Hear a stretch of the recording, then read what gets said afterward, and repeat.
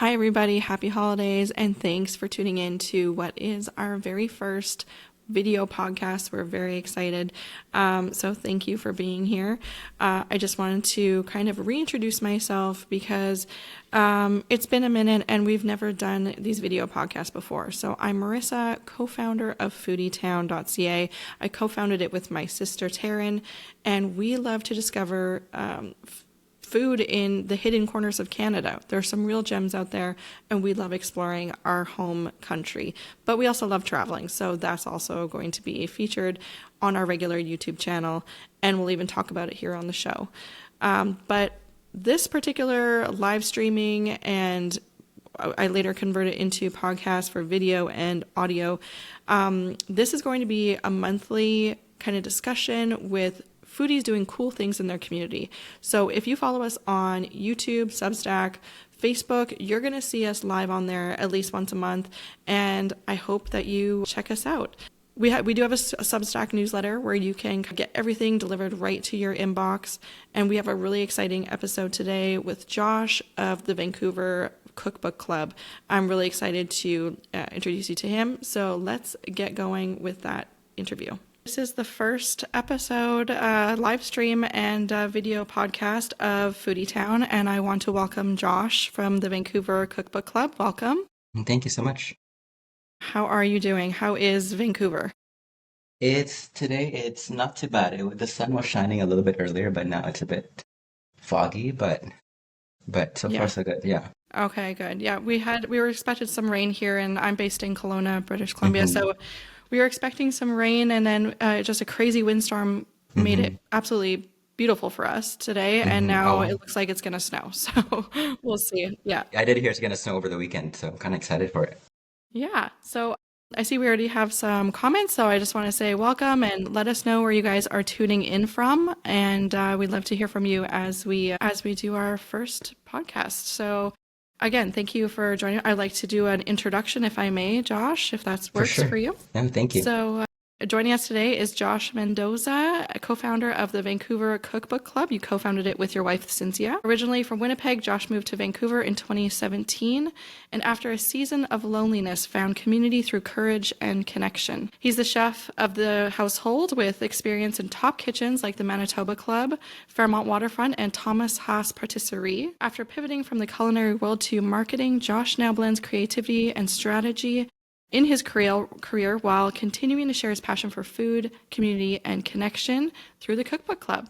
So thank you so much for joining us. We're welcome. Amazing. Welcome. So Josh, you are based in Vancouver. I'm based in Vancouver. Yeah, so you've lived there since 2017. So what made you choose Vancouver out of, from Winnipeg? What made you go there? Yeah, for sure. So before I actually moved to Vancouver, I worked in Whistler for a few months.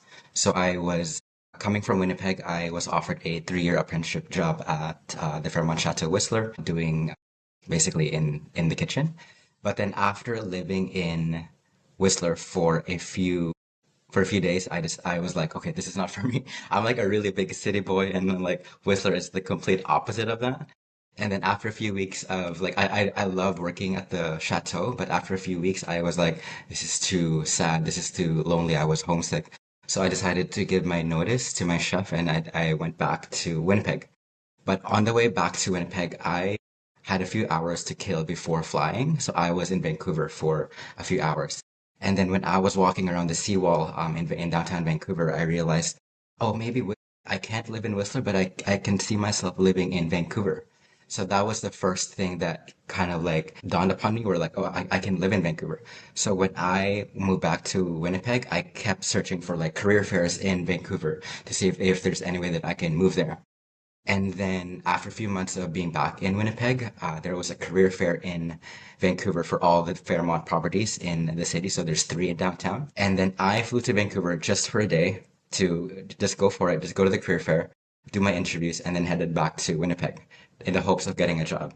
And I did get an offer. So after a few weeks of going back again to Winnipeg, I moved to Vancouver, and here I am.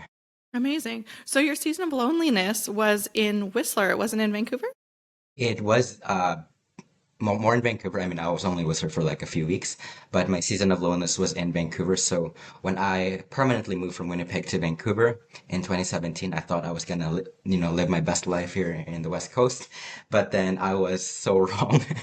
So I feel like people in Vancouver like to stick to their own crew, like they have their own friends and they don't want to talk to anyone new. So I kind of experienced that.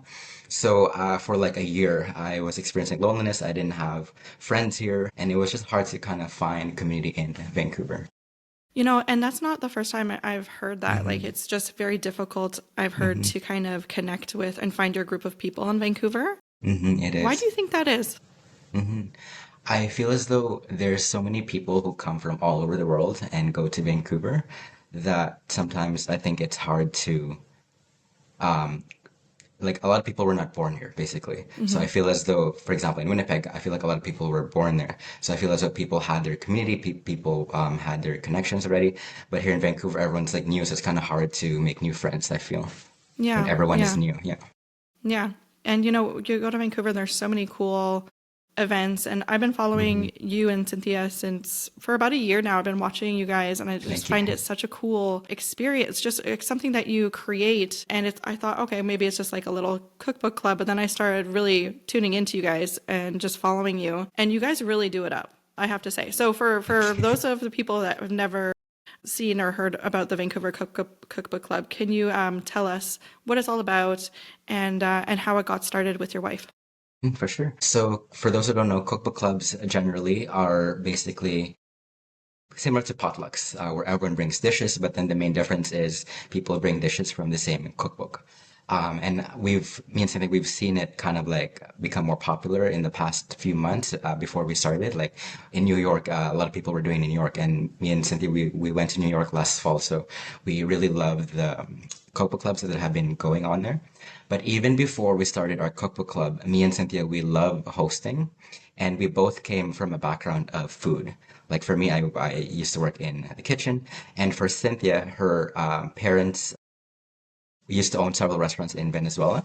So Cynthia was surrounded with food ever since she grew up. So I think blending our passion for food and hospitality and building community, I think we were like, oh, why don't we start a cookbook club here in Vancouver?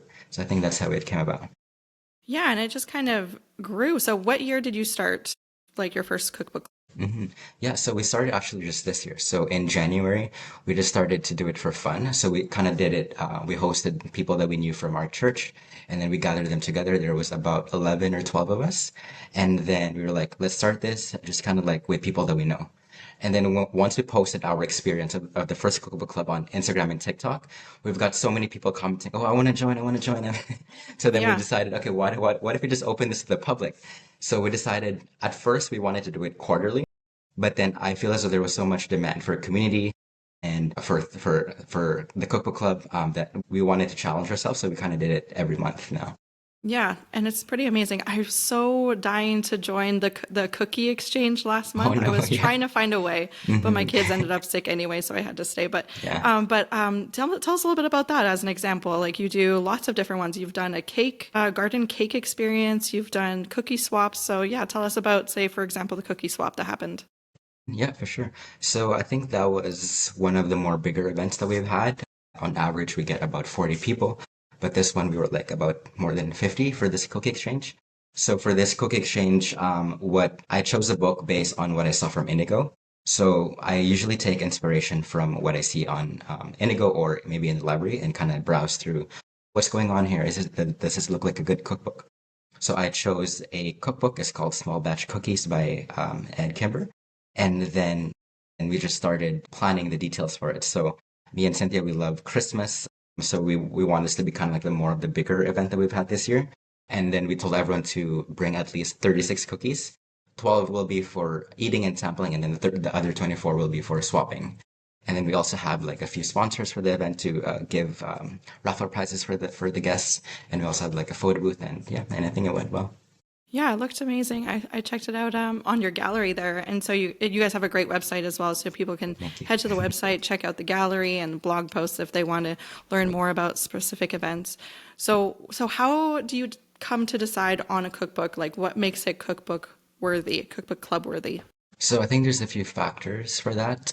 One of the main factor is it has to be approachable.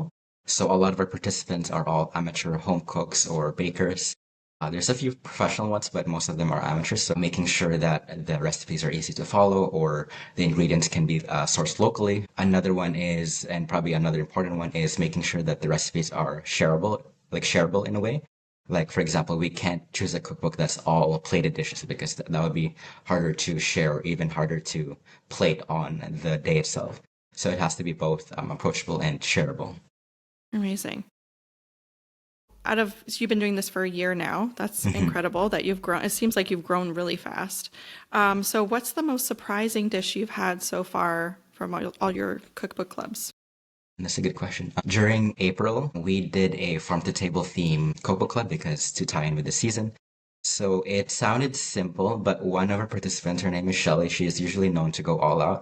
It was a simple green garden hummus with a lavash cracker, with a homemade lavash cracker. It's like a thin, crispy flatbread. And I think it sounded like a simple dish, but I think it's the heart and soul that she puts into it. So she presented it nicely with like edible flowers all over the hummus and all over the nice platter. She even had like snap peas that were like cut in half so that you can see the little pods opened in the presentation. So I think it was the heart behind it that made it really special.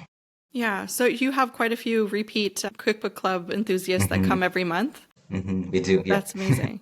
So what has been your largest cookbook club? Was it like how many people? It was, I think, the Cookie Exchange and the second Cake Garden that we've hosted in October. It was roughly around the same number, like 55 or so.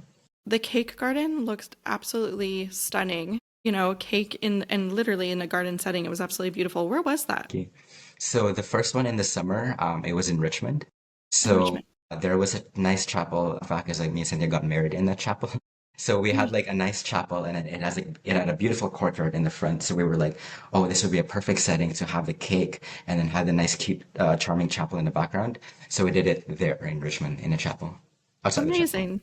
I love that. And so you've been doing this for a year and you're going along and you're like, when did it finally start to feel like not just it's more than a community gathering, like more like an event, like you guys were really starting to pick up Hmm. speed. Yeah, for sure. I think it felt more like a community when we saw a few of our regulars hang out outside of the club. So we have about 10 plus regulars. So during the summer, I saw, because we follow them on Instagram as well, we saw that they were hanging out. They went for a kayaking trip, for example. Or even this past cookie exchange, half of the regulars that we had were kind of like out of town or they were busy, so they couldn't make it. But I saw about a week after that they had their own cookie exchange hosted at someone's place. Oh, And nice. I Yeah. think that was so special how even though they weren't there at the event, or even though, and that they hanged out outside of our events and kind of formed that community. Yeah, that's amazing. And that's really when you see that you really did bridge that gap of what you were missing and lacking when you first came to Vancouver, you fulfilled that Hmm. need. That's really amazing to see, I'm sure. So what is the venue scouting process like? Like Hmm. how do you decide? You got married at that chapel, but I have also Hmm. seen a coffee shop. Yeah, I'd love to Hmm. know about that. Yeah, for sure. We love collaborating with venues that are preferably bigger in size so that we can host at least maybe 30 participants. A huge plus for us for venues is when they have an oven or a stove that we can borrow so that when guests come in, they can heat up their food. And also another plus is when we like working together with venues where they don't charge us a rental fee, for example, but then Hmm. maybe we usually provide drink tickets for our guests. So we'll pay the drink tickets at the end of the event to help support the venue, but they won't charge us a rental fee. So I think it's great when there's no rental fee, but we can still kind of work together in that sense. Hmm.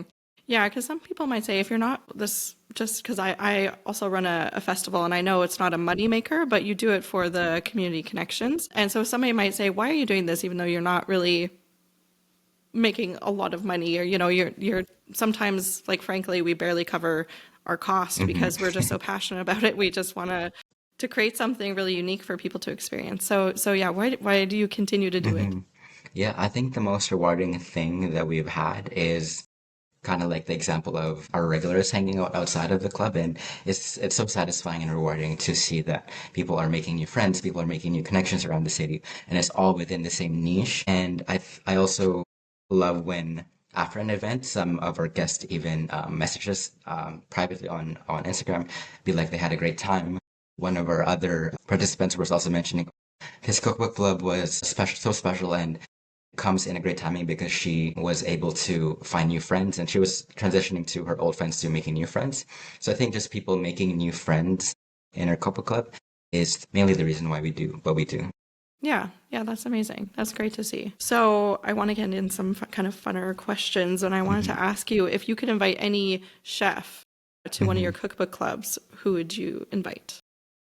I would invite Jamie Oliver Mm, mainly because I feel as though if Jamie Oliver is there with the participants, he wouldn't be the most intimidating person to be hmm. there. And I feel as though he's such a great character, and I love watching his cooking shows and whatnot. So I think it would be Jamie Oliver.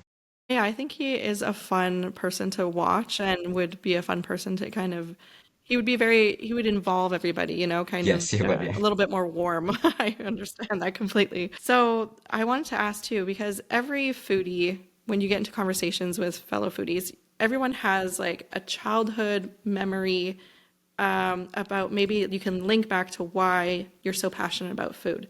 Do you have one hmm of those moments hmm that you'd like to share? Yep. So when I was born and raised in the Philippines before moving to Winnipeg. So when I was still in the Philippines, maybe that were around grade 5 or grade 6, I loved watching Top Chef, the American version of Top Chef on RTV. And every time I would watch Top Chef and all the competition and all the energy in the show, I would feel so inspired to cook in our own kitchen and kind of replicate what they made and then kind of make it for my family. And I feel as though Top Chef was probably the first reason that really got me into the industry is just watching all the action, watching the and being inspired by all the dishes that the participants did in that show.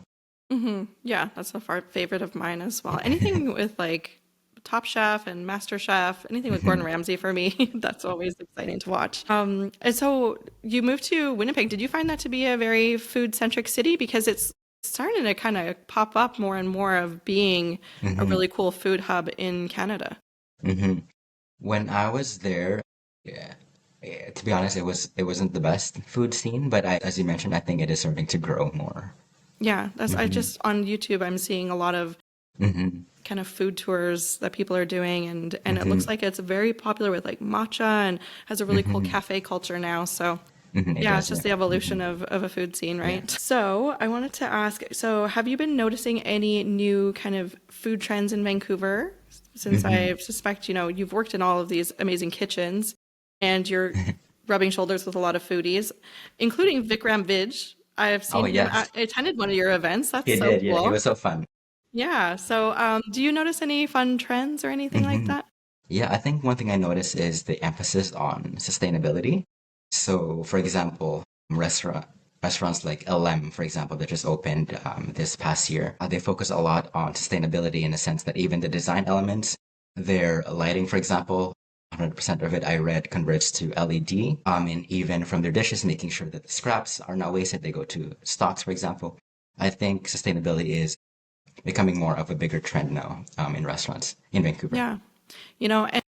And that, yeah. And here we're kind of very popular with like farm to table in the Okanagan wine region Oh, beautiful. and we always have. But I find that a lot of the trends just kind of trickle down to us. We hmm get a lot of people moving from Vancouver to Kelowna looking for hmm a little bit of a slower pace, and they hmm definitely find it here. But sometimes we get some really innovative ideas that come from Vancouver. hmm So that would really It's be amazing. really Yeah. cool to see. Yeah, I know of a couple of local cafes we're gonna create like a zero waste dinner, like where even like hmm the plates and everything could be either recycled and maybe even edible. So yeah, Oh, wow. I do Amazing. see that becoming a trend in the future too. So what was your favorite memory working in one of Vancouver's like most popular kitchens, like especially Thomas Hass hmm Patisserie? Like that must have been absolutely very, I would hmm imagine, regimented and hmm yeah, so tell me about that. for sure. Yeah, I think I one of the highlights of my career is working for Thomas Haas. The kitchen is great. Everyone is welcoming, but it's also known to be kind of intense in a way that there's certain standards that need to be met, but also there's so much demand, for example, especially for the croissant that they made. I think one of my favorite memory is Not favorite. It was kind of like a memory that scarred me a little bit. But it's such a great learning curve. So when I first started at Thomas Haas, I remember we would make and prepare the dough for the croissant like a night before and make the starter, for example, and make the dough so that the next morning we can just turn on the mixer and mix everything in. One of the worst mistakes I've ever done, and keep in mind whenever we make these big batches, it's like for thousands of croissants. Mhm. So one day, I mistakenly put salt in instead of the sugar amount for the croissant, and the next day I prep it the night before. The next day I came into work, and everyone felt so tensed. Even though I was saying good morning to everyone, but then everyone was like tense. I'm like, there's a tension I'm feeling here, and I don't know how they found out because like I don't know, did they taste it or anything? But good thing the exec pastry chef at that time was really great and so nice. So he set me aside just the two of us, and kind of mentioned my mistake and mentioned it in a very graceful way that, we all make mistakes here, but just to be careful the next time. And Yeah, sadly, that's I had great. to dump that batch of dough, but it was a mistake that I've learned a lot to always double check what I put in, double check the measurements and whatnot. So it wasn't like the bear, you weren't getting yelled at or anything I like wasn't. that. That's good. And so I did want to ask you if was there probably Thomas Hass, that's you said that was a very kind of stuck with you, but was there a hmm particular mentor or moment in the culinary world that kind of shapes your approach to food hmm and maybe even the Vancouver Cookbook Club itself? for sure. I think for mentor, I actually have a really great chef that I used to work with back in Manitoba. So before, I focused mainly just culinary and like the savory side. So I would work in restaurants in Winnipeg and work in the line. But then I always have a sweet tooth, and I think that really trajected me into going to pastry because I specialize more on pastries. Because of my sweet tooth, I always feel like, oh, I'm craving this. Why I should maybe I should make it instead of like buying it. So that really trajected me to the pastry world. So the first pastry job I've had was working for the Manitoba Club, which is like a private club for like really rich people in Manitoba. So I work one on one with a French pastry chef. And I remember the first day on the job, I was able to help him make a platter of petit fours from scratch. So like petit fours, basically a small sized desserts that you give usually at the end of the meal. So I was able to make eclairs. So I was able to make choux pastry from scratch. I was able to make lemon tart and the lemon dough from scratch. And I think it was just so new to me, but it was like, okay, this is my element. I love pastry. I love making all of these things. So yeah, it was Amazing. a chef that I used to work with, was my favorite mentor.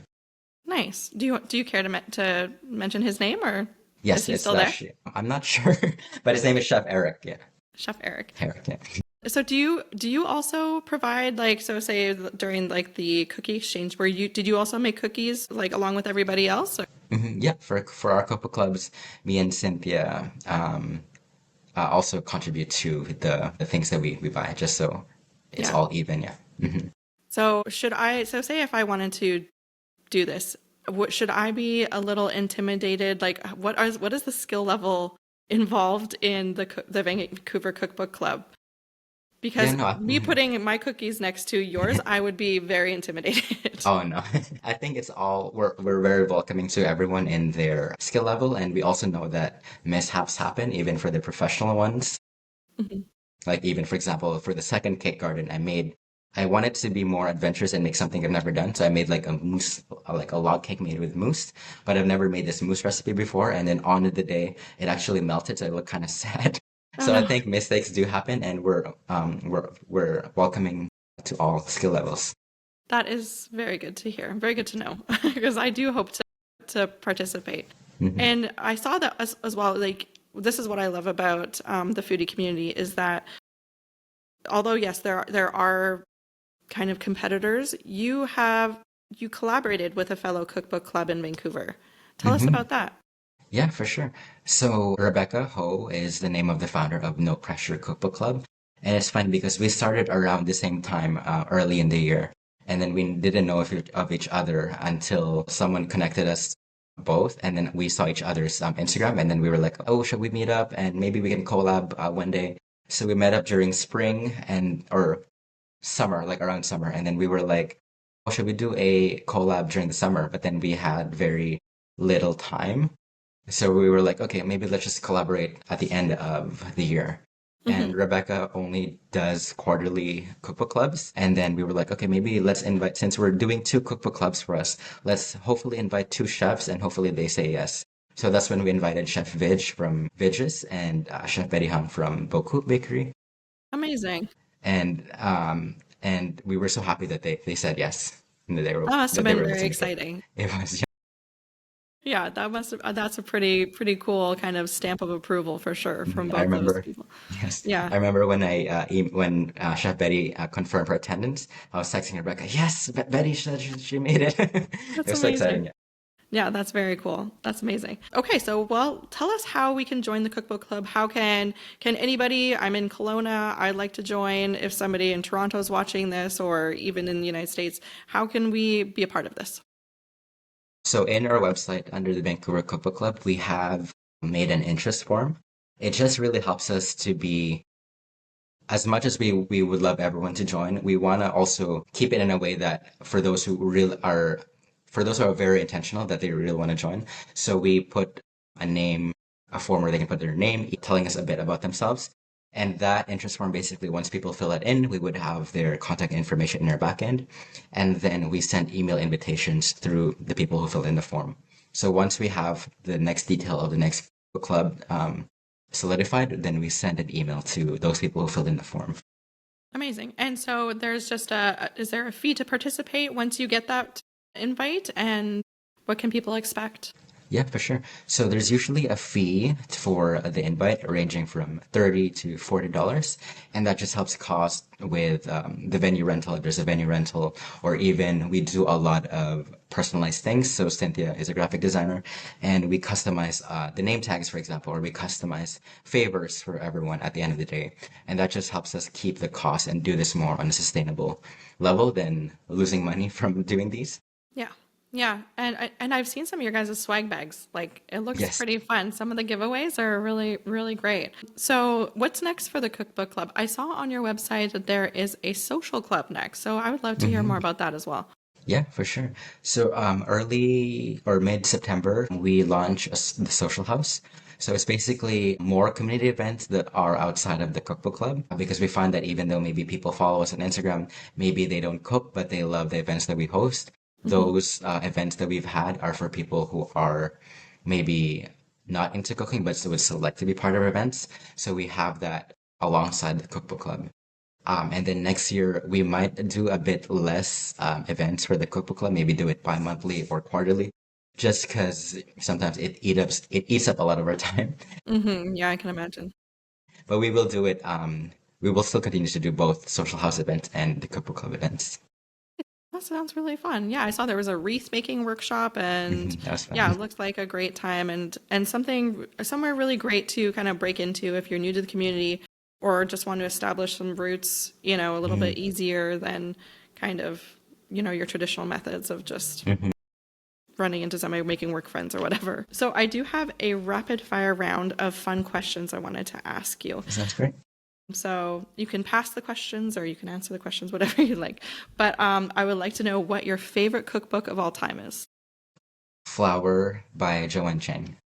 Any particular recipe that really stands out with that one? So Flour is a bakery in Boston, and she's famous for the sticky buns that she made. She did a throwdown with Bobby Flay, with Chef Bobby Flay, and Yeah, her sticky buns won. So I think that's one of my favorite ones in that cookbook is the actual sticky bun recipe. very nice. It feels very rare to win when you're watching those episodes. It's very rare that somebody wins against him. What is your go-to midnight snack? Ice cream. Ice cream. Any Ice cream. particular flavor that you like? I love salted caramel from Ernest Ice Cream here in Vancouver. I have yet to try Ernest ice cream. Next time you Yeah, come in. I know it's supposed to be really good. Most underrated ingredient in your kitchen. Ginger, just because it's so versatile. You can make it for sweet versions, you can make it for Asian style, savory versions as well. I think ginger. Yeah, I have some fresh ginger that I love I juice it and add it to Hmm. my lemon Hmm. water. I just made some gingerbread with like grated in Hmm. some fresh ginger. Love it so much. So sweet or savory, what's your default craving? Sweet. Okay. I guess that makes sense with Okay. your experience with Thomas House and the patisserie. The first dish you ever cooked that really made you, Hmm. I think I was still in the Philippines. I made like a mushroom rice. It's basically made with portobello mushrooms and shiitake mushrooms, and then kind of stir fry it and cook it along with rice. It was one of the first dishes that my parents like really loved it, so that holds a special place in my heart. Nice. Okay. One kitchen gadget you can't live without. My KitchenAid mixer. I agree with you on that one. Your dream dinner guest, anyone living or present, or living or deceased. I think it would be Padma Lakshmi from Top Chef, because I've Oh yeah. always looked up to her and the other judges when I watched Top Chef as a kid. She would probably be a little intimidating to have, but I think it would be fun to have her Yes. there. Okay. Coffee or tea? Coffee. Coffee. Do you have any favorite Vancouver coffee makers or coffee roasters? I love Modus Coffee. They make great roasts. Okay, nice. I'll have to try that. I'll have to add to my list. Your favorite Vancouver restaurant right now? I love Annalena Hmm. just because they're so well done. They're one of the Michelin restaurants here in the city, and we really love what they do. Yeah, they're one of. I was just on YouTube again. I'm watching. It was one of the most. It's one of like the top two best restaurants in Canada. My Hmm. sister, who's normally with me, she loves that restaurant as well, and it's kind of a coveted reservation. It's hard to get into, so Hmm. for sure. If you weren't in marketing, what career would you try next? I think real estate, just because I love houses. I like talking to people, and I think I like selling. So I think that would be my next move, if ever. One word to describe the Vancouver Cookbook Club. Warm. I think when people come in, they feel warm and welcomed. Yeah, that's lovely. That's absolutely lovely. Well, thank you so much for joining me. I Thank really you do so much, Marissa. appreciate it, and it was really fun to have you. Well, thank you. So, any last advice? Do you have any advice for somebody who is interested, not that to say that I am, but if anybody who's interested in starting their own cookbook club in their own community, do you have any advice for them? I think just starting it. I think sometimes people are afraid to like, oh, will people come? But I think the best advice is to just start it and kind of learn from there. Yeah, beautiful. Okay, well, thank you so much and Thank you, happy Marissa. holidays. Yeah, And thank you. hope you enjoy yourself in Vancouver. Thank you so much because I love watching what you guys do. Hmm. And you really do go all out. It's not just a cookbook club where you bring something and kind of swap stuff around. Like you Hmm. really get a lot out of it, it looks like. Okay, amazing. Well, Thank you, thank you so Marissa. much. And thank you to everyone who joined in the chat. We really do appreciate it. I know it's just like what you said, sometimes you feel a little bit scared to try something and you just got to do it. And so we're here and we think there was 7 people watching this right now. Oh, So amazing. Oh, yeah, can't even I'm see it, glad but there's thank somebody you. here. Yeah. Well, thank you so much Thank and you, Marissa. happy holidays to you and Cynthia. And for anybody who wants to check out what they do, I'll have all of the description of where you can find them in the show notes and of course in the description of YouTube, and we'll have an article written on foodietown.ca. So thank you so much for joining us and thanks for coming out. We really do appreciate it. So have a wonderful day.